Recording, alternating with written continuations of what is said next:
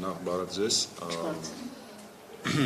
Մեքենաների հետ կապված ինչ կարող եմ ասել, անցած տարի աննախադեպ շատ մեքենաներ ներմուծվել, մոտ եթե չեմ սխալվում 190,000-ի չափով, որը մեր տրանսպորտային միջոցների Հայաստանի մոտ 1/3-ն է կազմում, այսինքն եթե նախկինում հաշվել էին, որ մոտավորապես կես միլիոն մեքենա կա Հայաստանում, անցած տարի միայն ներմուծվել է մոտավորապես 200,000, այսինքն դա խայտառակ մեծ թիվ է Հայաստանի նման փոքր երկրի համար, եւ բնական է, որ Հայաստանում ոչ այդքան պահանջարկ կա այդ ավտոմեքենաների եղել, ոչ էլ այդքան վճարունակ մարդ կա, որ այդ բոլոր ավտոմեքենաները գնեն, այսինքն այն մարդիկ, ով իրանց համար է ներմուծել, իրանք իհարկե շահել են, բայց մեծամասնությունը այդ մեքենաների ներմուծվել է վաճառելու համար նպատակով, հետագայում, այսինքն բիզնես նպատակով եւ ինչպես դուք ճիշտ նշեցիք, այո, Ղազախստանից եւ այլ երկրներից շատ մարդ է եկել Հայաստանում մեքենա ձեռք բերել, բայց իհարկե դա չի կազմել 100%, այսինքն մոտավորապես 50%-ը նույնիսկ եթե արտահանվել է, մնացած 50%-ը մնացել է Հայաստանում։ Եվ դա լուրջ խնդիր է դառնալու բոլոր տեսանկյուններից, որովհետեւ նախ այդ մարդիկ են ուժելով, որ այդքան մեքենա է ներմուծել, որովհետեւ շատերը նաեւ վարկային միջոցներ են ներգրավել այդ նպատակի համար եւ հիմա իրանք ստիպված չկարողանալով վաճառելով այդ մեքենաները շատ էժան գնով փորձելու են ազատվել այդ մեքենաներից, որպեսզի կարողանան իրենց վարկային պարտավորությունները կատարեն բանկերի առաջ եւ դա կբերի ավտոմեքենաների շուկայի փլուզման, այսինքն գները կտրուկ նվազելու են, լավ նորություն այն մարդկանց համար, որ պլանավորում է ավտոմեքենա ձեռք բերել այս տարի եւ վատ նորություն է այն մարդկանց համար, ով պլանավորում է ավտոմեքենա վաճառել։ Այսինքն մենք ունենալու ենք այդ դիսբալանսը։ Այո, պետությունը մոտավորապես, եթե չեմ սխալվում, 90 միլիարդ դրամի չափով հավելյալ եկամուտ է ստացել, այսինքն պետության համար լավ է այն ինչ որ տեղի է ունեցել, բայց մյուս կողմից պետությունը հիմա կանգնի ուրիշ խնդրի առաջ, մարդիկ տուժելու են եւ դա բերելու է նաեւ որոշակի դժգոհության սոցիալական եւ ստեղ իմ կարծիքով պետությունը պետք է կանխատեսել այս իրավիճակը եւ տեսնելով ինչքան մեքենա է ներմուծվում, ինչ որ ձևով փորձեր դա սահմանափակել կամ կվոտավորեր, այսինքն կվոտաներ տրամադրեր ավտոներկրողներին, ասել որ այսքան մեքենա կարող եք ներկրել եւ վերջ, այսինքն պետք է սահմանափակում ինչ որ դրվեր։ Դա չարվեց եւ հիմա մենք կտեսնենք իրականում դրա բացասական հետևանքները։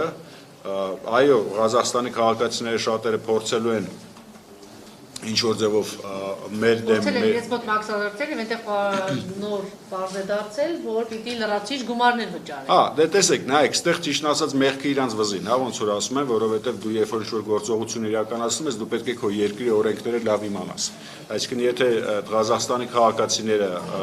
եկել են եւ Հայաստանից փորձել են ավտոմեքենա տանեն Ղազախստան, չիմանալով իրենց օրենսդրությունը, որ իրենց օրենսդրությամբ իրանք պարտավոր են լինելու մաքսազերծեն։ Իրենք մեղադրում են, որ նաեւ Հայաստանում ԵԱՏՄ օրենսդրությունը չիմանալով նաեւ այստեղ են խախտել։ Դե նայեք, այստեղ վաճառողը կարա չիմանա, որտեղ վաճառողը ավտոմեքենան վաճառում է ու այդ մեքենան երկրից դուրս է գալիս, այսինքն այստեղ Հայաստանի օրենսդրության խախտում ես չեմ տեսնում։ Ուրիշ բան, որ պետությունը պետք է կանխատեսեր, տեսներ այդ մեծ քանակը վաճառվող եւ կանխատեսեր, որ կարող է Ղազախստանի հետ խնդիր ունենան, որտեղ մենք գտնվում ենք մի ուրեմն բանի մեջ, տնտեսական դաշինքի մեջ եւ այնտեղ կան կանոններ, հա, եւ եթե Ղազախստանի օրենսդրությունը արդեն այդ պահին ուրեմն արգելու էր նմանատիպ գործարքներ կամ հավելյալ ինչ որ եկամուտների ակնկալիք պետք է ունենային, մերոնք տեսնելով, որ տենց բան է տեղի ունենում, պետք է ինչ որ ձևով կասեցնեն կամ զգուշացնեին մեր վաճառողներին կամ Ղազախստանի հետ ինչ որ ձևով այդ հարկը կարգավորեն, որտեղ ստացվեց, որ թողեցին բացի թողի եւ փաստացի հիմա պրոբլեմ կա Ղազախստանի քաղաքացիների եւ Հայաստանի քաղաքացիների միջեւ, որը կարող է նաեւ պրոբլեմների բերի միջպետական հարաբերություններում, դատական հայցեր ներկայացվեն մեր քաղաքացիների դեմ եւ այլն եւ այլն եւ այլն։ Դա մենք կտեսնենք ոնց կընթանա, ես չեմ ուզում մեղադրեմ, որ ոչ մեր քաղաքացիներին դրա մեջ, բայց միաժամանակ իհարկե բիզնես անելուց առաջ լավ կլիներ մարդիկ, երբ որ մտնում էին տենց հատկապես շատերը էլի վարկերի տակ, մի քիչ ավելի լավ ուսումնասիրեին եւ շուկան ընդհանուր առմամբ եւ զուտ այդ Ղազախստանի հետ հնարավոր խնդիրները նույնպես, եթե վաճառքը իրականացվում է քաղաքացիներին։ Այսքանը։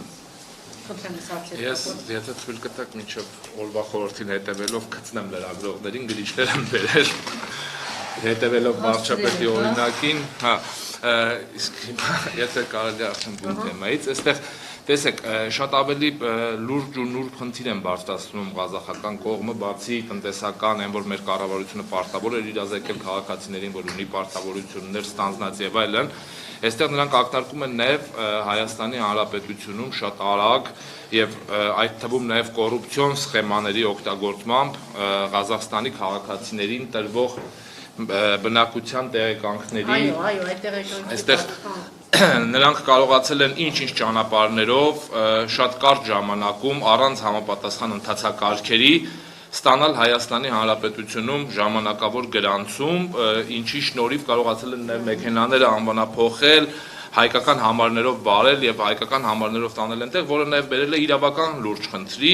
Ղազախստանում այսօր հայկական համարներով կատարվում են տարբեր կողոպուտներ, գողություններ, նրանց տեսաձայնագրող սարքերը, փողոցի կամերաները, ովքեր խախտումներ են արձանագրում,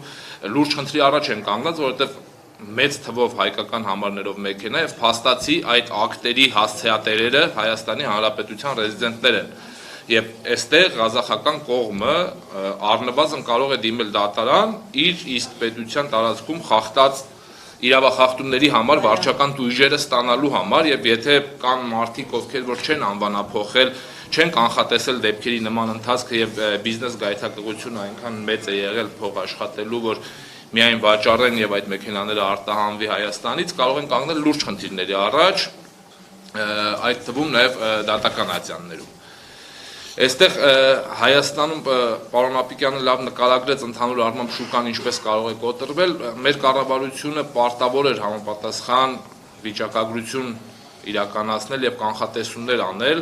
ու կիրառեր զսպումների այն մեխանիզմը, որ այսօր մեր քաղաքացիները չկանգնեին այս խնդրի առաջ։ Ես անշուշտ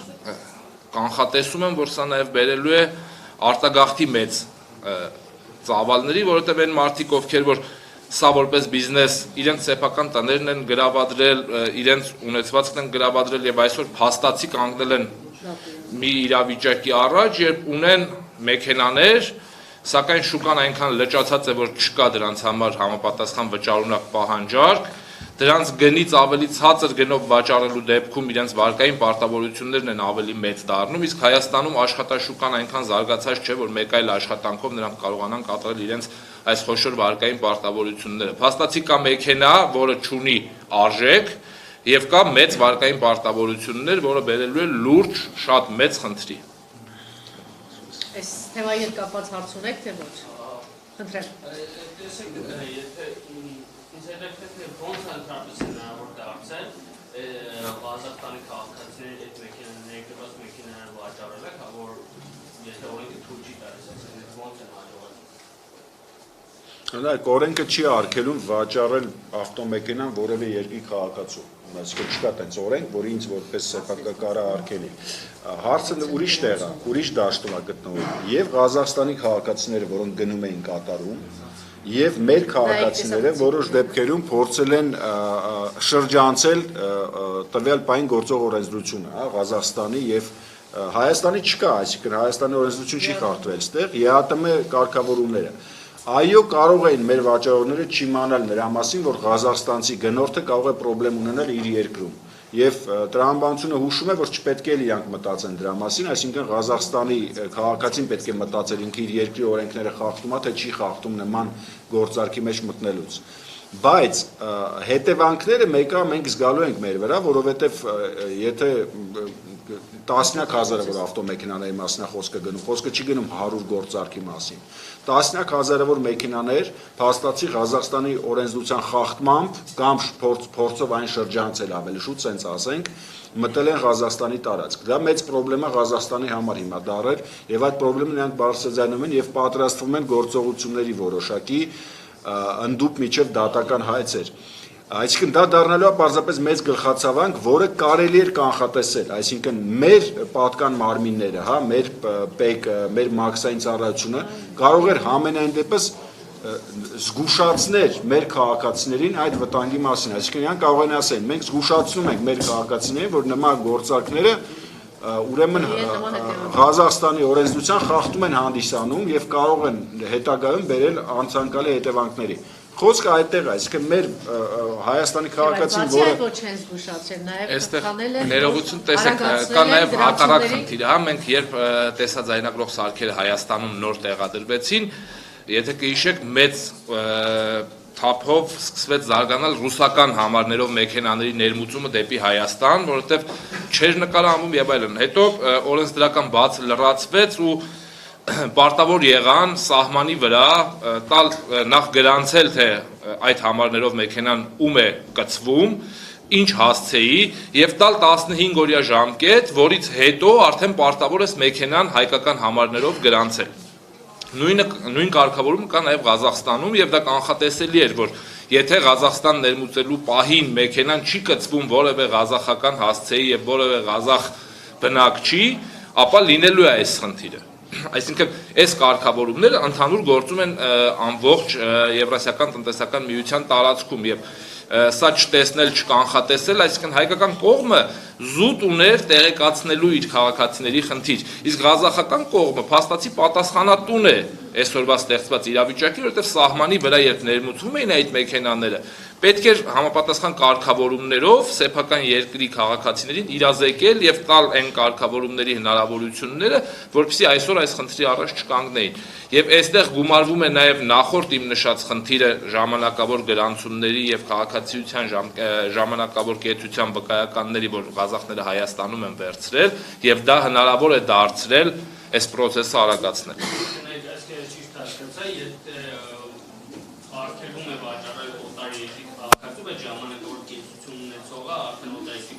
Չի արգելվում որևէ մեկին մեքենա վաճառել, մեքենան իմ սեփականությունն է, կարող եմ այն վաճառել ցանկացած անձի։ Խնդիրը տեղ չի, այդ մասում չի, այսինքն մեր քաղաքացիների կողմից ոչ մի անօրինական բան չի արվել, այսինքն մերոնք վաճառել են ավտոմեքենա, արտասահմանցու, տվյալ դեպքում Ղազախստանի քաղաքացու։ Ուրիշ հարց, որ դրա հետ մեկտեղ ուրեմն բազմաթիվ գործարքներ են եղել, որտեղ այդ ղազախստանցի քաղաքացիներին տրամադրվել է Հայաստանում կացության իրավունք կամ գրանցում, որ իրանք կարողանան հայկական համարներ ստանան եւ այդտեղ պետք է ուսումնասիրել, ես չգիտեմ, ես տեղեկություն չունեմ, քանի հազար հոգու մասին է խոսում, բայց պետք է նաեւ մեր պատկան մարմինները ինձ թվում է ուշադրություն դարձնել, այդ ոնց է եղել, որ տենց մեկ էլ հազարավոր ղազախներ եկել են Հայաստանում կացություն են ստացել, Հայաստանում փաստացի բնակություն չունենալով, այստեղ կա այդտեղ չի ներկայացվել, որ այդ ժամանակ մեզ մոտ աճ է արձանագրվել, հա։ Այստեղ կա նաև հարցի մեկ այլ կողմ, տեսեք, ենթադրենք ղազախական կողմը դնում ենք մի կողմ, Հայաստանի Հանրապետության տարածքում մեքենայի առուվաճառքը, եթե չի ձևակերպում համապատասխան առուվաճառքի ակտով, հա, մեքենան մնում է նախին սեփականատիրոջ անունով, փաստացի որևէ հանցագործություն կամ վարչական իրավախախտում կատարելու դեպքում պատասխանատուն մեքենայի սեփականատերն է։ Հիմա պատկերացնենք նույն process-ը օտար երկրի տարածքում կատարվում է հանցագործություն կամ վարչական իրավախախտում, որի պատասխանատուն մեքենայի սեփականատերն է, որը Հայաստանի Հանրապետության ռեզիդենտ է։ Եվ սա բերում է լուրջ իրավական խնդիր, որ մեր քաղաքացիներից բազում մարդիկ կարող են վարչական պատասխանատվության ենթարկվել ղազախական օրենսդրությամբ։ Ղազախական ԵԱՏՄ-ը Չէ, նաև իրենց ներքին ակտեր հարց ունեիք, հա, որ տամիջոցնեք։ Քիչ թե շատ հստակեցված տվյալներ, թե Հայաստան ներմուծված մեքենաների որ մասնավորում չվաճառված։ Ես ճիշտ ասած չունեմ նման տեղեկություն, բայց խոսքը գնում է տասնյակ հազարավոր մեքենաների մասին։ Հիմա եթե 190,000 ներմուծվել է մենակ անցած տարի, այդ 2019 թվականին, մինչև էդ էլ է եղել 2018 թվականն էլ եղել եւ այլն, բայց պիկը 2019 թվականին էր։ Տասնյակ հազարավոր այդ մեքենաները արտահանվել են։ Հիմնականում դա եղել են էլի Ղազախստանի եւ այլ երկրների, ոչ միայն Իմեջար Ռուսաստանի քաղաքացիներն էլ են նման գործարքներ իրականացել, ուղղակի ղազախներ շատ են եղել, երևում է դա դրած էր արդեն բիզնեսի վրա ու այնտեղ երևի արդեն մարդիկ հատուկ դրանով զբաղվել են, հա, Ղազախստանում, նույնպես եւ այնտեղ եղել են տենց բիզնեսմեններ, հա, որոնք Հայաստանից մեքենաներ են բերել վաճառել, բայց տասնյակ հազարավոր դա նույնպես մեծ թիվ է, այսինքն եթե այդ մարդիկ փորձեն այդ մեքենաները ինչ-որ ձևով Հայաստան վերադարձնել կամ մտնեն մեր դատարաններ դատական հայցերով, դա կատվածահար կանի մեր դատական համակարգը։ Տեսեք, բուն տոկոսային մասով ես էլ ինքս էլ թիվ չունեմ, սակայն խուճապը բիզնեսում շատ վտանգավոր է եւ երբ դրվեց վերջնաժամկետ, մեր տնտեսվարողների խուճապը ստիպեց տասնյակ մեքենաներ պատվիրել, կանխատեսելով, որ սա վերջին հնարավորությունն է փող աշխատելու եւ այն ստաբիլ ընթացքը, որ կար 1-2 տարիների ընթացքում փոքր քանակներով ներմուծվում, փոքր քանակներով վաճառվում էր, միանգամից ագրեսիվ գնում սկսվեց այն աստիճանի, որ ամերիկյան շուկայում նույնիսկ մեքենաների գնի աճ նկատվեց, որովհետև հայկական կողմը ահռելի մեծ քանակությամբ սկսեց մեքենաներ պատվիրել, հաշվի առնելով, որ սա վերջին հնարավորությունն է այս մեթոդով փող աշխատելու եւ փաստացի արդեն այն մեքենաները, ովքեր եկան վերջին 1-2 ամսվա ընթացքում, այսօր այստեղ են եւ լճացած շուկայում։ Այսինքն եթե դատարան դիմեն հնարավոր է մեքենաների հետ վերադարձ լինի։ Նա եթե դատարանով գնորդը ապացուցի, որ վաճառողը ուրեմն անօրինական գործարքի մեջ է մտել, այո, նման գործարքը կարող է չեղել հայտարարվի։ Բայց էլ եմ ասում, մեր քաղաքացիները իմ կարծիքով պաշտպանված են բավականին այս տեսանկյունից, որովհետև ապացուցելը շատ դժվար կլինի, որ իրենք իմանալով որ անօրինական գործարքը այդ գործարքի գնացել են, բայց այնուամենայնիվ խնդիրը կա ու դա կարա բերի որոշակի լարվածության նաև պետական մակարդակով։ Ինչ վերաբերում է մեքենաների, այո, քանակին, որ ներմուծվել է, ես այն օրը երթևեկում էի Խաղաղ Դոնի փողոցով, մեր ավտոշուկան, որտեղ Երևանի ավտոշուկան է, դեք շատ ահավոր տեսարան է իրականում, որովհետև ավտոշուկայի սահմաններից վաղուց դուրս է եկել ավտոշուկան եւ երկու կողմից փողոցի երկու շարքով այդ մեքենաները լիքն են, լցված են, եթե ուզում եք մի հատ ֆռացեք այդ փողոցով, տեսեք ինչ վիճակ է։ Նախ ինքը երթևեկությունն է կատվածահարանում այդ փողոցի։ Երկրորդը ես պատկերացրի ինչ քանակի մեքենաներ կան, որ այդպես տենց ամիսներով իմ այնտեղ կանգնելու են ու վաճառողները փորձեն ինչ որ ձևով ձերբազատվել այդ ավտոմեքենաներից, հատկապես այն մարդիկ, որ վարկեր են վերցրել, իրանք շատ ծանր վիճակում են հայտնվելու հիմա, որովհետև այդ վարկերը պետք է սպասարկել եւ շատերը, ինչպես պարոն Մանտաշյանը նշեց, տներ են գրավադրել, ինչ որ հավելյալ պարտքեր են արել եւ այլն եւ հիմա իրանք իրոք շատ ծանր վիճակի մեջ կհայտնվեն, բայց ցավոք ստեղ ոչ մի լուծում չկա, որովհետև մարդիկ այդ ռիսկին գնացել են, բիզնես տրամաբանության մեջ այդ ռիսկը տանում է բիզնեսմենը, այսինքն եթե դու բիզնես ես անում, դու պետք է պատրաստ լինես, որ այդ բիզնեսը կարող է եկամուտ չբերել, կորուստել կարող է բերի, եւ հիմա այդ վիճակում ցավոք հայտնվել են բազմաթիվ մեր քաղաքացիներ, որոնք մտածել են, որ իրանք կարող են բիզնես անել եւ մտածել են, որ իրանք փող կաշխատեն։ Շատերը իհարկե աշխատել են, այնպես չի, որ ոչ մեկ փող չաշխատեց, բայց շատ ավելի շատերը հիմա կկորցնեն ցավոք, եւ դա կբերի որոշական սոցիալական խնդիրների կրկին։ Այդ դեպքում պետական մակարդակով ինչ-որ քաղաքական կամ ինչ-որ քայլեր կան, որոնք կարծում եք պետք է ձեռք իրականացնել։ Այս պահին չգիտեմ ինչ կարելի է անել, բայց կարելի է դա կանխել ինչ ձևով, օրինակ տեսնելով թե ինչ քանակությամբ մեքենաներ են ներմուծվում, պատկան մարմինները պետական եւ մաքսային ծառայությունը եւ ՊԵԿ-ը իմ կարծիքով պետք է կվոտավորեին, այսինքն պետք է սահմանափակում դնեին, որ օրինակ չի կարա 100,000-ից ավել մեքենա ներմուծվի տարեկան, օրինակ, հա, մասնավոր անձանց մասին է խոսքը գնում, որովհետև խոսքը չի գնում ավտոներկրողների, ասենք, բաների, ավտոսալոնների մասին։ Իրանք իրանց տրամաբանության մեջ են աշխատում, իրանք շատ լավ գիտեն, քանի հատ մեքենա կարող են վաճառել եւ իրանք իրանց կվոտաները ունեն արդեն նախորոք իրանց համար սահմանված բրենդերի կողմից, հա։ Օրինակ չգիտեմ, եթե Toyota-ն կամ Kia-ն մեքենա ներմուծում Հայաստան, օֆիցիալ իրենց բանը, ուրեմն այդ ավտոսալոնը, հա, իրենք արդեն կվոտավորված են, այսինքն Kia-ն եւ Toyota-ն ինչ-որ որոշակի քանակությամբ մեքենաներ են հատկացնում Հայաստանին, շատ լավ հասկանալով շուկան ինչքան կարող է սպառել։ Խոսքը գնում է հենց ֆիզիկական անձանց մասին, այսինքն այն մարդկանց մասին, որոնք ուզում էին իրենք ներմուծելով վաճառելով փող աշխատեին։ Այդտեղ պետք է պետությունը կվոտա դներ, չգիտեմ, որ 100,000 պետք է լինի եւ մարդիկ դիմեին այդ կվոտան ստանալու համար, այսինքն նախորդ միջև մեքենան գնելը եւ ներմուծելը գնեին այդ իրավունքը մեքենան ներմուծելու։ Այսինքն դրանով գոնե ինչ-որ ձևով, դա իհարկե 100%-անոց լուծում չի, բայց ինչ-որ ձևով այդ մարդկանց իրավունքները պաշտպանված կլիներ, այսինքն իրենց վնասները նաև կկրճատվեին։ Հիմա արդեն շատ դժվար է ինչ-որ բան անել, որովհետև իրականում ինչ պետությունը չի վերցնելու իր վրա այդ բեռը ուրեմն մարդկանց կորուստների, հա, այսինքն չի վերցնելու սաղից մեքենաները առի կամ սաղի վարկային պարտավորությունները փակի, այդպես չի լինում, հա, դա սխալել է։ Մարդիկ արել են բիզնես, այո, շատերը կորցրել են, շատ ցավալի է դա, բայց դա բիզնեսի տրամաբանության մեջ է, եթե դու բիզնեսի մեջ մտնում ես, դու պետք է պատրաստ լինես, որ դու կտանես կորուստներ։ հարաբերությունների հետ է սացում, սպասենք հասկանանք իրենք ինչ-որ բան անելու են, չէ՞։ Տեսեք, ինֆորմացիա գնաց, որ եկել են այստեղ խոսում են տեղում, Ղազախստանի։ եկել են, բայց այստեղ տեսեք, դուք նախ առաջին հարցին անդրադառնամ, ինչ վերաբերում է պետությունը ինչ կարող է անել։ Այստեղ պետք է նաև ֆիքսենք, որ մեր պետությունը մեր բիզնեսմենների նման անհեռատես գտնվեց եւ օգտվելով առիթից կարծես իրենց հաջողությունները արձանագրելու համար ավտոմաքսատուն կառուցեցին, մի քանի միլիարդ դրամ տրամադրեցին Գյումրիում, որը աշխատելու էր ընդամենը 1-2 ամիս, այսինքն այն հաշվարկը, որ արել են մեր բիզնեսները երկարաժամկետ փող աշխատելու եւ այլն, նույն խայծը կերավ նաեւ մեր կառավարությունը մեծ գումար տրամադրելով նոր ավտոմաքսատուն կառուցելու համար, որը ունենալու էր 1-2 ամսվա կյանք եւ այսօր փաստացի այդ մաքսատունը արդեն անգործության մատնված կառույց է իր այդքան մեծ ներդրմամբ։ Երկրորդ ինչ կարող էր անել, եթե ունենար մեր իշխանությունները նորմալ գործընկերային հարաբերություններ եւ մեր իշխանությունները կորցրած չլինեին արտաքին քաղաքականության մեջ մեր տարիների վաստակած դեմքը,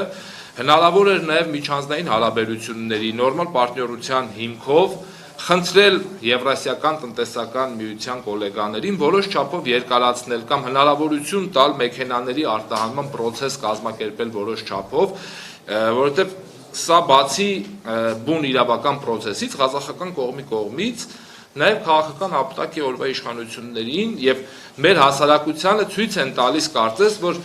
դուք պահանջեցիք այս փոփոխությունները ձեր երկրում, վայելեք այս իշխանություններին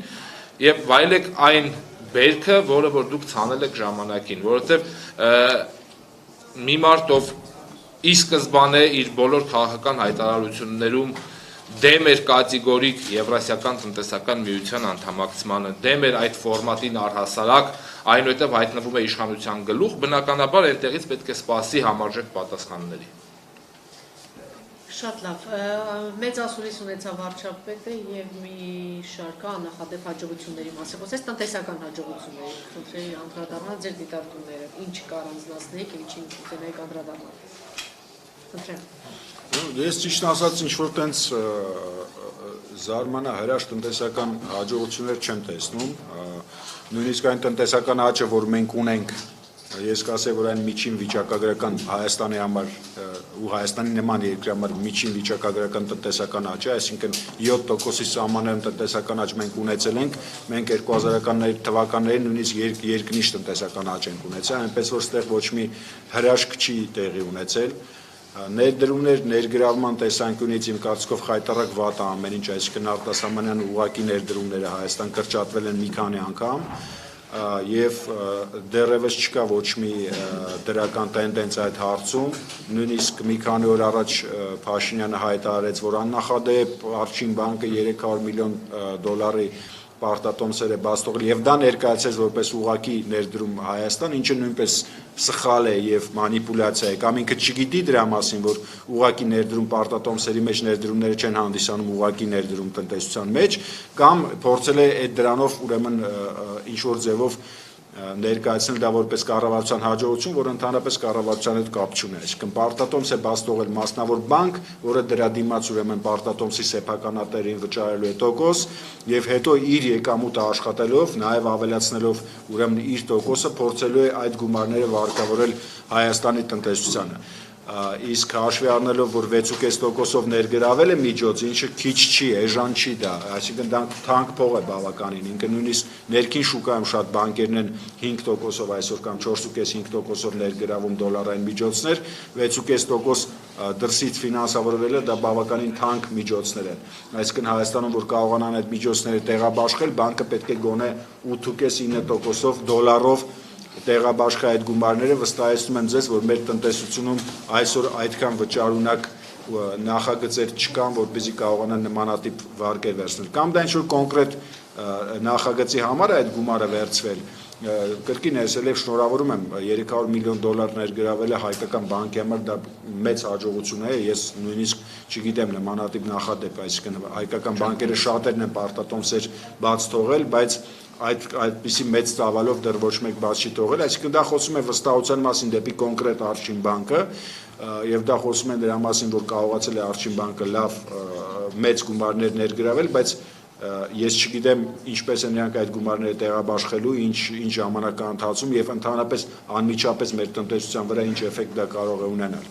Եթե այդ գումարները հայտնվեն փոքր եւ միջին բիզնեսի ուրեմն ֆինանսավորման ոլորտում եւ դրանից արդեն փոքր եւ միջին բիզնեսը կարողանա լավ վարկային միջոցներ ստանա, ես շատ ուրախ կլինեմ, բայց կրկնում եմ դա էժան միջոցներ չեն լինելու, այնպես որ ես կանխատեսում եմ, որ բավական դժվար է լինելու տեղաբաշխել այդ գումարը Հայաստանում։ Տեսեք, հայտնի ֆիլմ կա ռուսական, որտեղ նախագահի տեխնացուին ասում են PR խումբը ասում է, ես արգելում եմ դու խոսես տնտեսությունից, սա զայրացած հարցում է ինչու, ասում է, որովհետև քեզ ոչ միայն հիմարներն են լսում։ Հիմա ինչ որ մեկը պետք է գտնվի, որ վարչապետին արգելի առհասարակ խոսել տնտեսությունից, որովհետև իրեն լսում են նաև ոչ միայն Պողոսները։ Երկրի վարչապետը խոսելով Հայաստանի տնտեսությունից որպես փաստ եւ կառավարության ձեռքբերում, եթե ներկայացնում է դատական համակարգի համար գնված 300 համակարգիչը ու փորձել լուրջ մոտենալ, լուրջ վերլուծել նրա տնտեսական մոտեցումները, ուղղակի ծիծաղելի է, որովհետեւ վարչապետը փաստացի չի տիրապետում տնտեսությանը, չի տիրապետում, թե ինչպես պետք է զարգացնել տնտեսությունը, նրան կարծես երբ որևէ խնդիր է ունենում Facebook-յան լայքեր ապահովելու, նա կանչում է տնտեսության պատասխանատուներից որևէ մեկին, ասում է հենց հիմա արագ մի հատ լավ թիվ ասա, ինչ որ թիվ են ասում, նա այդ թիվը հրապարակում է եւ փորձում ինչ որ ձևով իրավիճակ փրկել։ Ու շատ հաճախ կրկին հայտնվում ծաղրուծանակի առարկայի դերում, որովհետեւ նրան հետևող քաղաքացիները անընդհատ նրա արտահայտած մտքերի մեջ գտնում են բոլոր այն բացերը եւ նրան ցույց են տալիս, որ նա ուղակի չի հասկանում այն ամենից, ինչի մասին խոսում է։ Եվ սա արդեն դարձել է նախադեպ եւ կարծես ինքն էլ է հարմարվել այդ կարգավիճակին, ընդամենը իր ընտրազանգվածի այն արդեն իսկ շատ չնչին մնացորդներին պահպանելու համար ուղակի թվեր է հրապարակում։ Իսկ տնտեսական թիվ 1 ցուցիչը ցանկացած հայ ընտանիքի սառնարանն է։ Եթե հայ ընտանիքներում, սառնարաններում ոչինչ չի փոխվել։ Եվ այս ֆոնին նաև ունենք գազի գնի թանկացում, որը բերելու է անշուշտ շուկայի ընդհանուր, այդ թվում նաև պարենային ապրանքների թանկացման, որովհետև մեծամասամբ գազը որպես արտադրության միջոց է հանդիսանում եւ սա բերելու է ընդհանուր շուկայի թանկացման, գների թանկացման, այս ֆոնի վրա խոսել մանր տնտեսական հաջողությունների մասին, ուղղակի վարչապետը պետք է ամոթ ունենա։ Կենտրոնացած մեր ցուցանիշների ճյուղերի վրա, բայց կարծես թե իշխանությունը մասնավորապես դիպաշեն տնտեսական հեղափոխություն ասելուց նկատի ունի ոչ միայն ցուցանիշները, նաև ասելուց ժամանակ պատասխանելով ներդրումների կրճատմանը, մոտավորապես այսպես բացատրած, որ Ղարաբաղի դաշտում ակտվել է կան ազատությունների պայմաններ, ներդրումները վերացել են եւ այլն։ Այս առումով խնդրեմ գնահատել իրավիճակը ինչպես է փոխվել։ Խնդրում եմ, կասեք, որ մենաշնորհներն են կրճատվել։ Ես բախտ չի վիճակվել գտնվել վարչապետի ասուլիսին, իմ իմացած առնվազն մենաշնորհները, որոնք որ եղել են նախկինում, առնվազն պահպանվել են։ Բացառությամբ 1-2 քրեական գործերով անցնող անձանց, ովքեր արդեն Հայաստանում չեն, այդ էլ ստեղծված դուստր կազմակերպությունների միջոցով ուղղակի ֆոն է ստեղծվել, որ չկա այդ մենաշնորհը։ Սա մեկ։ Երկրորդը,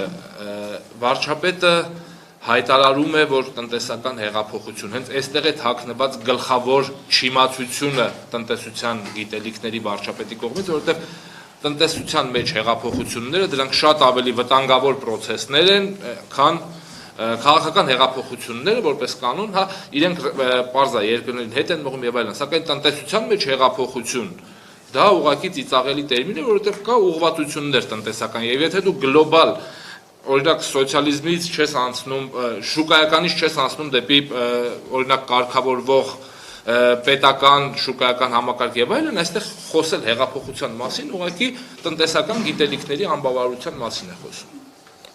Նայեք, ես կուզեմ ինչ կուզեմ ավելացնել պարզապես, նայեք, մենաշնորհների մասին խոսալուց պետք է նաև գիտակցել մի բան։ Մենաշնորհները լինում են բնական եւ արհեստական։ Այսինքն լինում է մենաշնորհ, որը արհեստական ձևով ուրեմն պետությունը ինչ որ արտոնություններ որոշ մարդկանց տալով ուրեմն ստեղծում է, ինչը տեղի է ունեցել նախկինում, կամ մյուսին արտոնություններ չի տալիս կամ չգիտեմ, եւ այլն, եւ լինում է բնական մենաշնորհ, այսինքն երբ որ բիզնես միջավայրը այդպես է ձևավորվում, որ պարզապես բացի մի խաղացողից շուկայում այլևս ոչ մեկ չի մնում։ Օրինակ, չգիտեմ, մեկը կարողանում է կամ ունենում է ռեսուրս բավականին էժան ինչ-որ բան ներմուծելու, ինչը մյուսը չի ունենում, զուտ ֆինանսների բացակայության պատճառով։ Դա բնական մենաշնորհ է, այսինքն ինքը արհեստական չի ստեղծվել։ Եվ պետք է շատ լավ հասկանալ իրական իրավիճակը մենաշնորհների Հայաստանում են ժամանակ ու հիմա ոնց է ձևավորվել, որովհետև այո, կան տվյալներ, որ որոշ գործարարներ նախկինում օգտվել են ուրեմն այդ առավելություններից կամ հարկերն են քիչ վճարել կամ մաքսատուրքերն են քիչ վճարել, ինչը մյուսները չունեն, եւ այդ պատճառով, բայց նաեւ կան որոշ դեպքեր, երբ որ ասենք մի գործարարը կամ խոշոր սեփականատերը կամ օլիգարխը, հա, տարբեր բաներ կար, հնարավորություն ունի այնպիսի գնով ձեռք բերել որևէ ապրանք, որովհետև շատ մեծ ծավալով է դա ձեռք բերում, որը չունի ոչ մի այլ ուրեմն ներմուծով եւ այդ պատճառով ինքը էժան գին է ստանում, ինչը նորմալ շուկայական իրավիճակ է, հա։ Այդ մեկ, երկրորդը, այսօր իրոք ես օրինակ չգիտեմ, եթե նախկինում խոսում են, որ չգիտեմ, Շաքարը Սամվել Ալեքսանդրի մենաշնորհներից Բանանը Միրան Պողոսյանի, նույնիսկ անցած իշխանության ժամանակ այդ մենաշնորհները կոտրվել են, նույն Բանանի մենաշնորհը մենք հիշում ենք, չէ, երկրորդ, երրորդ այդ բանը, որ հայտնվեց ներմուծողները գնի վրա դա ոնց ազդեց եւ այլն, իրականում գնի վրա դա մեծ ազդեցություն չունենաց, որովհետեւ որոշ դեպքերում մենաշնորհը կարող ավելի լավ գնով կարողանա ուրեմն բնակչությանը բան մատակարարի, հենց այն նույն պատճառով ինչ որ ես ասացի, կամ մենաշնորհի բացակայության դեպքում, որովհետեւ եթե մարդ շատ էժան եւ մեծ ապրանք է բերում, ինքը կարա փոքր մարժայով մեծ ծավալի վրա փող աշխատի։ Դրա համար պետք է ամեն դեպքում պետք է շատ ուշադիր նայել։ Եվս մեկ բան, ոչ մենաշնորհները, ոչ կոռուպցիան իրականում չեն հանդիսանում միակ եւ հիմնական խթանը բիզնեսի զարգացման եւ տնտեսության զարգացման համար, որովհետեւ կրկնում եմ, իրենց բոլոր առատավոր երևույթների հետ հանդերձ կոռուպցիան եւ մենաշնորհները ունեն նաեւ դրական կողմեր։ Դա շատ տարօրինակ բան եմ հիմա ասելու, բայց դա կա, որովհետեւ փոքր երկրներում եւ երկրներում, որտեղ պետք է արագ զարգացում, որոշ դեպքերում կոռուպցիան խթանում է process-ների ավելի արագ տեղի ունենալը։ Պարզ օրինակ ձեզ կարող եմ բերել, ինչի հիմա իմիջիայլոց մենք շատ լավ տեսնում ենք։ Պետական համակարգում շատ լավ հայտնի է, որ աշխատավարձերը շատ ցածր են, հա, եւ ասենք միջին օղակի հատկապես երբ որ խոսքը գնում է միջին օղակի, իսկ դա հիմնական աշխատող օղակն է կառավարության մեջ, ուրեմն այդ անձնակազմը, որը ինքն է ամեն ինչ անում, հա, նախարարը գործ չի անում, հիմնականում նախարարը կամ քաղաքական պաշտոն է կամ ուրեմն վերջում այդ ամեն ինչը հաստատում, ընդունում եւ այլն։ Իսկ այդ գործանող, այդ բաժնի պետեր, վարչության պետեր, ավագ մասնագետներ, որոնք բոլոր գործընթացների մեջ ներգրաված են եւ իրանք են իրական գործանում, իրանք շատ ցածր վարձատրվող հիմնականում անձնակազմ են։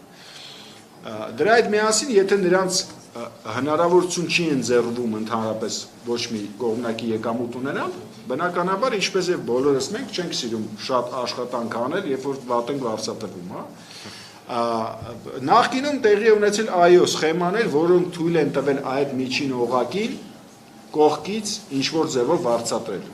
Եվ դա այո, դա կոռուպցիա է, այսինքն դա լավ բան չի, բայց միաժամանակ դրա հետ այդ մարդիկ ունեն մոտիվացիա աշխատելու։ Իսկ հիմա այնց մոտիվացիան զրոական է, այսինքն իրենք փող չեն ստանում, աշխատավարձը ցածր է, կողքից ոչ մի եկամուտ չկա, ԱԱԾ-ն էլ գլխների սաղի նստած է ու բռնում է։ Ով կսկսի ակտիվ գործել, ոչ մեկ։ Մարդիկ գնում են գործի, 9-ից 6-ը նստում են, լավագույն դեպքում ինչ-որ մի երկու հատ թուղթ են տանում բերում, բայց մոտիվացիա ոչ մի process արագացնել, ոչ մի բան անել ավելի լավ, որպեսզի դրանից պրոյեկտները ավելի արագ իրականանան, ներդրումները ավելի արագ գան, թույլտվությունները մարդիկ ավելի արագ ստանան բիզնես անելու համար։ Ես ձեզ կարող եմ օրինակ բերել, իմ ընկերներից մեկը ռեստորան էր բացում Երևան քաղաքի կենտրոնում, 5 ամիս չէր կարողանում ստանալ թույլտվություն իր արտաքին գովազդի համար։ Այսինքն ամեն ինչ պատրաստ էր, ռեստորանը վերանորոգած, բաները ուրեմն գնաց սարքավորումները ամեն ինչ պատրաստ մարդը պետք է սկսի գործել 5 ամիս սպասում է որ Երևանի քաղաքապետարանից պետք է իր արտաքին գովազդի համար թույլտվություն ստանա Շատ լավ առաջ կներեք առաջ կարող է ինքը $100 տար չգիտեմ թաղապետարանի աշխատողին բիզնեսը մյուս օրը բացվեր ու ինքը սկսեր փող աշխատել հա լավ է չէ լավ չի վատ է բայց մյուս կողմից բիզնեսի համար եւ տնտեսության համար ի՞նչն է ավելի լավ Եթե երկրի մասշտաբով նայենք։ Մի միջին կարգի չինովնիկ ընկեր ունենք, ասում էր կաշառքը կատարած աշխատանքի եւ ստացած աշխատավարձի տարբերությունն է։ Ու փաստացի այդ մեխանիզմով էլ գործում էր նախկինում այդ միջին խաղը։ Կողմին խնդրեի Ասուլիսի անդրադառնալ, խնդրեմ պարոն Մոնտաշյան, ինչը կառանձնացնեիք հնարավորինս համառոտ Հատկապես ինչ Երեկվա իրադարձությունների ֆոնին նու սկսած արդեն վարչապետի հայտարարությունը կապված սահմանադրական դատարանի հետ, այնուհետև պատասխանը սահմանադրական դատարանի նախագահի իրեն հատուկ ձևով զուսպ, հավասարակշռված եւ դրանից հետո գրիչը որպես փաստ ներկայացնելու սա արդեն կարծում եմ վարչապետը իր թիմակիցների համար ամենաառաջինը դարձավ պատուհաս, որովհետև այդ մարդիկ, ովքեր մինչ այս կուրծք էին ծեծում եւ պատրաստ էին ամենավատ ու ստոր արարքները որպես փայլուն հաջողություններ ներկայացնել, կանգնեցին փաստի առաջ, ստիպված եղան դեռևս 21 տարին չլրացած իրենց ավականու անդամին, որը իդեպ օրենքի խախտմամբ էր դարձել ավականու անդամ, այսպես կոչված մատաղ անել եւ կայացրել են արդեն շուտով կհրապարակվի կարծում եմ որտեղ լիստը գնում է վստահ եմ որովհետեւ այս դեպքում քանի որ նաեւ բացահայտվեց որ այդ երիտասարդը օրենքի խախտմամբ է դարձել նաեւ ավականի որովհետեւ նրա 21 տարին լրացած չէր ու իրավունք չուներ նաեւ ավականու անդամ լիներ կարծում եմ իշխանական падգամավորների կամ իշխանական թևի մեծ մասը առնվազն արդեն իսկ իրեն պատկերացնում է այդ զոհի, այդ մատաղ լինող երիտասարդի դերում, որովհետև ցանկացած պահի վարչապետի մեկ այլ կիքսի, մեկ այլ ծաղրի ենթարկվելու դեպքում նրանց քաղաքական թիմը որոշելու է եւս մեկին այսպես ասած պադուդար ներկայացնել, որպեսզի փրկեն վարչապետի վարկանիշը Սակայն ես կարծում եմ սա արդեն չի ստացվելու իրենց մոտ եւ բավականին ծիծաղելի այս վիճակում ամենածիծաղելի անձնավորությունը ինձ համար ով մնացել է իշխանական ճամբարում, հա, դա հանրային խորհրդի նախագահ Ստեփան Սաֆարյանն է, ով շարունակում է դեռևս կուրորեն հավատալ ինչ որ գրիչների գներ, պրպտել, գտնել, ներկայացնել Այս մարդը սկսած 2008 թվականից զբաղված է եղել դրանով, բավականին նորմալ կարծում եմ տուն է պահել, երբ նաև մարտի 1-ի իրադարձությունների ժամանակ նա փորձեց կեղծ լուրեր տարածելով, որ հիմնավորվեց Wikileaks-ով, հա, ու երեք փորձելով գրիչի գինը անդրադառնալ գրչի գնին ու ասել, որ որտեղից Հրայր Թովմասյանին այսպիսի գրիչ, եւ դա այն նույն անձնավորությունը, ով վարչապետին Զեյնայի շարֆի կամ Զեյնայի սվիտրի համար որևէ հարց չէր տվել, այսինքն ճղճիմությունը, քաղաքական դիսկուսի մակարդակը իջել է շլիշակի մակարդակի, ինչի համար ես մեծ եւ խորը ցավ եմ ապրում, որովհետեւ այն քաղաքական դեմքերը, այն քաղաքական հասարակությունը քաղաքականացված, ովքեր կան Հայաստանում եւ ովքեր ունեն կարծիքի իրավունք, փաստացի այսօր դուրս են մղված իշխանական թևի դիսկուրսից եւ այդ ընդհանուր գաղջ մթնոլորտում նույնիսկ չեն ուզում սեփական կարծիք հայտնել, որովհետեւ Արդեն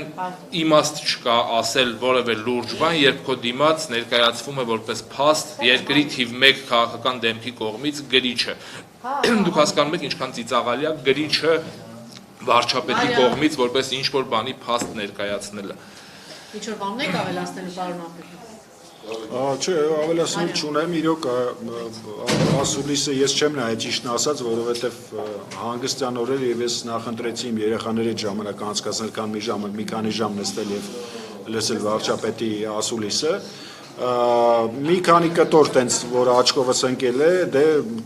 տենց պոպուլիստական իր ոճի մեջ շարունակում է մարդկանց ուրեմն համոզել եւ մանիպուլացնել հանրային կարծիքը։ Ես այսօր մի գրառում արեցի Facebook-ում, որ ինձ թվում է ժամանակն է եկել, որ վարչապետ Փաշինյանը փակի իր Facebook-յան էջը եւ դրա տեղը բացի Հայաստանի Հանրապետության վարչապետ Նիկոլ Փաշինյանի պաշտոնական էջ, որը կվարի ոչ թե նա, այլ իր մամլո ծառայությունը, ինչպես դարվում է նորմալ բոլոր քաղաքակիրթ երկրներում։ Վարչապետը պետք է հանդես գա վերջը որպես պաշտոնական անձ եւ միայն պաշտոնական տվյալներով, ոչ թե իր անձնական կարծիքները ուրեմն սփռի այսպես մեր վրա